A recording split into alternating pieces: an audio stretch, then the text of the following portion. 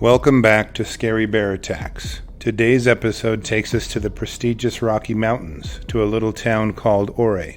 The rigorous landscape consists of steep, boulder-strewn mountainsides with lush pine forests, the perfect environment for sightseeing, and black bears. Water resources are abundant as well as deer, elk, and various berry bushes and nuts for bears to eat and nurture their offspring from. A popular tourist destination, the Colorado backcountry is replete with people. Hikers, skiers, hunters, and campers frequently crowd the primitive areas bears prefer to live in, so sightings and confrontations are a possibility. Educated and experienced travelers are prepared with either firearms, bear spray, or both. Donna Munson was a 74-year-old single female retiree and widow who lived 4 miles north of town and enjoyed her space, as well as her local wildlife. Her husband had passed away about 14 years prior to her attack, so she was all alone, with the exception of her periodic renters. She navigated her property with the support of a walker and was losing her vitality to age. She befriended squirrels, birds, deer, elk, and even skunks, and frequently fed them from her porch or windows in her home. She even had visits from the local black bear population, and particularly enjoyed their visits. She would set out dog food and bird seed for the area animals to eat as she watched from the relative safety of her fenced-in elevated deck. Donna was too frail to carry the big bags of dog and cat food, so she engineered a pulley system that would allow her to lift the bags up to her deck.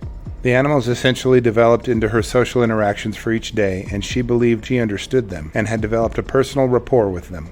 They were her friends, and she believed she knew them well enough to trust them. As the years went on and she would see new individuals come and go, the authorities began to look closely at what was going on near her home. They cautioned her against the illegal act of feeding wildlife of all kinds, as well as the dangers of feeding bears. She became so accustomed to receiving their certified letters and phone calls instructing her to stop feeding animals at her home that she began ignoring the warnings and cautions. Authorities began building a strong opposition to this practice, as they had been seeing more and more bears in their neighborhood and in the hills surrounding the area. Some of these bears had started to approach humans for food and even acting aggressively toward them.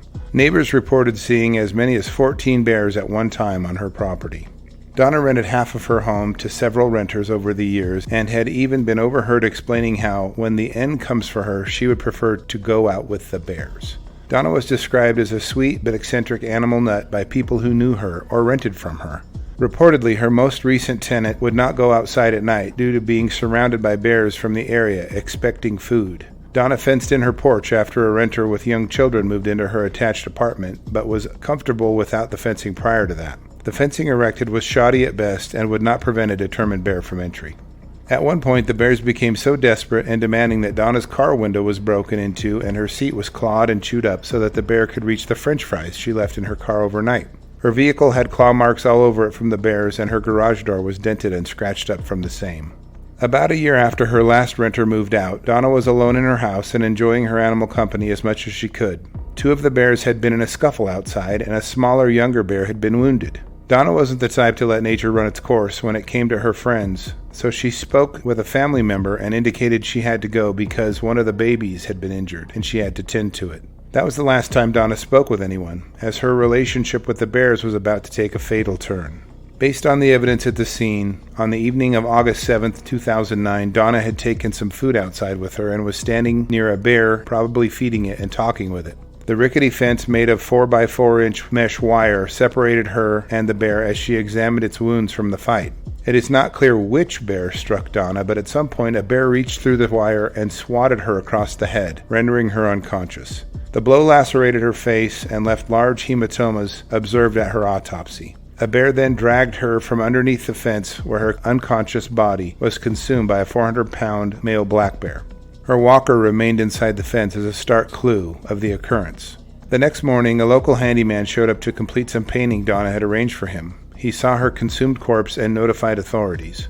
Animal control officers shot 2 bears at Donna's house. The first, a 250-pound male, had no signs of having fed on Donna's body. The 400-pound male that was shot had tissue and bone from Donna's body in his gut. Authorities were not convinced of an attack, but the consumption was apparent. An autopsy revealed no heart disease, so she did not have a heart attack but died from trauma from the bear attack. In the state of Colorado since 2019, there have been at least 7 incidents of bears injuring humans. In nature, bears have to compete for feeding sources, and the weaker bears would die off due to lack of resources. When people feed them, this natural culling is biased to favor, even prefer, weaker or more aggressive bears. 2 people in the area have been attacked by black bears leaping from garbage bins, and bears have routinely been reported as raiding tents and backpacks, searching for food due to familiarity. Wildlife officials have indicated that Coloradans have effectively been training bears to misbehave on a massive scale just to survive.